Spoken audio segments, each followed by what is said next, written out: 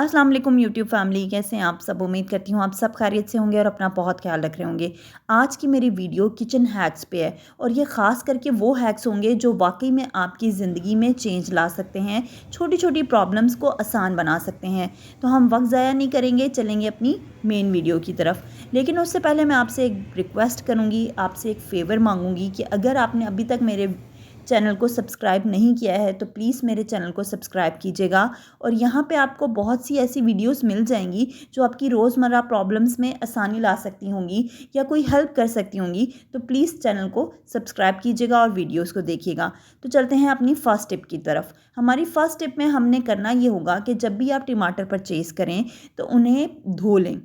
धोने के बाद आपने ज़्यादातर टमाटर फ्रीज़ कर लेने हैं और कुछ टमाटर फ्रिज में रख लेने हैं। फ्रिज में आप वो टमाटर रखें जिनसे आपने ऑमलेट तैयार करना है या जिनसे आपने सलाद तैयार करनी है।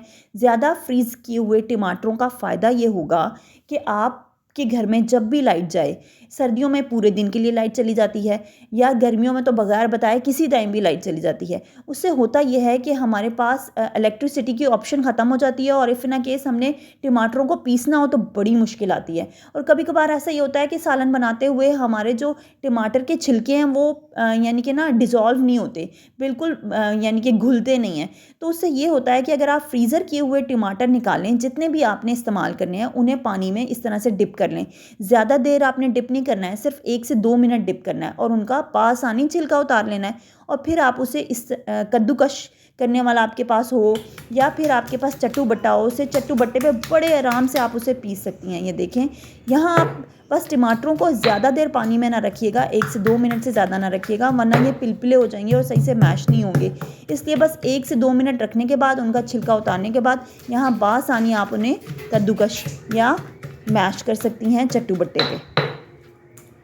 यहाँ आप देखिए मैंने कितनी आसानी से टमाटो प्यूरे तैयार कर लिया और वो भी बगैर छिलकों के। अगर आप टमाटरों को छिलके समेत उतारे ना तो इतना मोटा मोटा छिलका उतरता है, लेकिन इस तरह फ्रीज़ किए हुए टमाटरों का तो छिलका भी बड़ा बारीक उतरता है और बड़ी आसानी से टमाटो प्यूरे बन जाती है।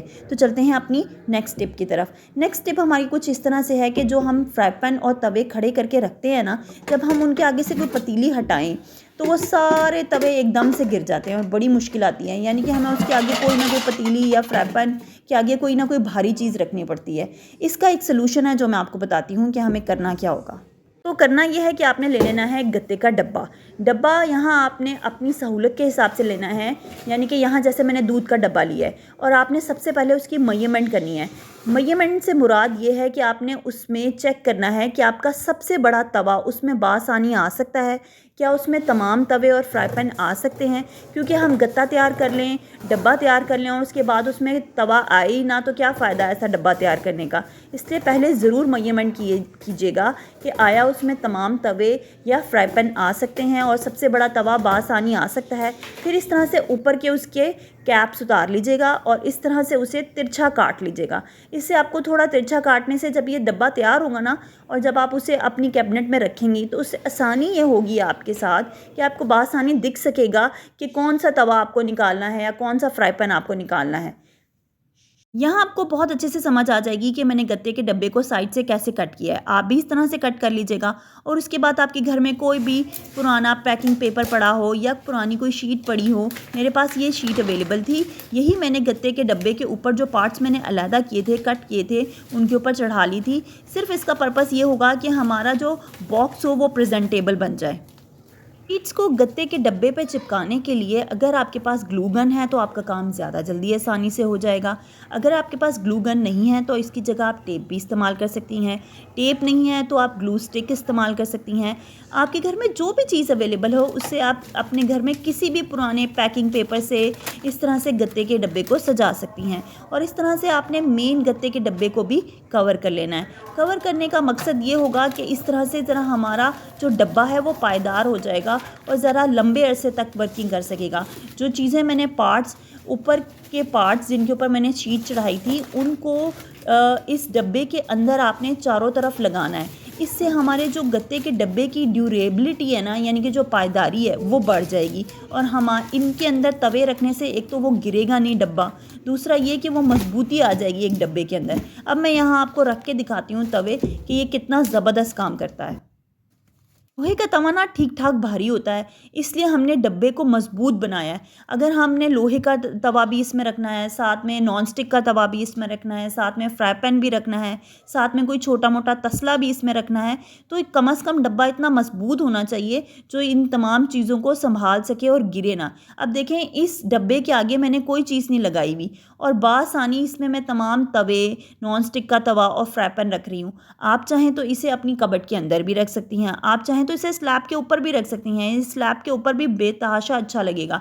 ये देखें, एक तो ये खूबसूरत सा बन जाएगा और आपकी स्लैब के ऊपर भी ये आपको हेल्प कर देगा। बढ़ते हैं अब अपनी टिप 3 की तरफ। अगर आपके पास किचन बास्केट नहीं है तो आपने बिल्कुल भी परेशान नहीं होना है। आपके किचन में कोई भी प्लास्टिक का बॉल है, आपने उसके ऊपर एक साफ़ शॉपर चढ़ा लेना है और उसके बाद आपने करना ये है कि अपने किचन का तमाम कूड़ा, चाहे वो केले के छिलके हों, चाहे वो आलू के छिलके हों, टमाटर के छिलके हों, प्याज के छिलके हों, आपने तमाम उस शॉपर के अंदर डाल लें। हम ना जब किचन का कूड़ा इस तरह से किसी बास्केट में लगाते हैं, ख़ुसूसन कि किचन की बास्केट में जब हम कूड़ा डालते हैं तो उसमें से एक मखसूस किस्म की स्मेल आने लगती है और होता यह है कि उस कूड़े के ऊपर छोटे छोटे ना भंवरे आना शुरू हो जाते हैं। अगर आप अपने किचन में ही इस तरह से किसी प्लास्टिक के बॉल पे शॉपर चढ़ा के उसमें कूड़ा डालेंगी ना, तो उससे होता यह है कि इस शॉपर को आप फ़ौरन डिस्कार्ड कर सकती हैं। इस तरह के आम शॉपर हमारे घरों में राशन के साथ आते हैं, सब्ज़ी के साथ आते हैं। वही सब्ज़ी वाला शॉपर आप उस प्लास्टिक के बॉल पे चढ़ा लें और इस तरह से तमाम अपना कूड़ा उसमें डालती जाएं। इससे होगा ये कि आपके किचन के अंदर स्मेल नहीं आएगी। दूसरा ये कि इस तरह कूड़े के ऊपर जो भंवरे आ जाते हैं वो नहीं बनेंगे। तीसरा ये कि जिस डब्बे के ऊपर आपने शॉपर चढ़ाया होगा वो डब्बा भी साफ़ रहेगा और आपका कूड़ा भी फ़ौरन डिस्कार्ड होता जाएगा। इस तरह से कूड़ा लेके जाएं और मेन बास्केट में आप डिस्कार्ड कर दें, आपका ये मसला आसान। तो चलते हैं अपनी टिप नंबर 4 की तरफ। हमारे किचन में डिफरेंट किस्म की छुरियाँ होती हैं, चाहे अच्छी ब्रांड की लें, चाहे सस्ती ब्रांड की लें, किसी भी ब्रांड की लें या किसी भी रेडी से आप छुरी लें, आपको छुरी कुछ ना कुछ अरसे बाद तेज़ करनी ही पड़ जाती है। उसके लिए आपको करना ये होता है कि अगर आपके पास छुरी तेज़ करने वाला आला नहीं है घर पे, तो आपने कोई पुराना मग ले लेना है। उस मग के पिछली साइड की जो सतह होती है वो खुरदरी होनी चाहिए। उस खुरदरी सतह पे आपने अपनी छुरी को रगड़ना है। कम से कम आपको 1 या 2 मिनट लगेंगे इसे रगड़ने में और आपकी छुरी तेज़ हो जाएगी। छुरी को रगड़ते हुए जिस बात का आपने ख्याल रखना है वो ये है कि जिस साइड को आपने तेज़ करना है उसके ऊपर उंगली रखनी है ताकि वहाँ पे एक प्रेशर बंधे और वो जगह रगड़ी जाए कप के साथ। इस तरह से 1 मिनट या 1.5 मिनट में आपकी छुरी तेज़ हो जाएगी। यहाँ आपको मैं कट करके दिखाती हूँ कि छुरी किस हद तक तेज़ हो गई है। यहाँ मैं आपको एक नींबू कट करके दिखाती हूँ कि ये एक दफ़ा में ही कट जाएगा और इसकी सतह बिल्कुल भी ऊपर नीचे दाएं बाएं नहीं होगी। ये देखें, बड़ी आसानी से आपकी छुरियाँ तेज़ हो जाएंगी इस छोटे से ट्रिक से। और नींबू देखें कितने साफ़ अंदाज में कट हुआ है। बढ़ते हैं अपनी 5th टिप की तरफ, जो हमारी आखिरी टिप है। हमारे घरों में हम अक्सर अब बाहर से खाने मंगाते हैं, ये बहुत आम रवाज हो गया है।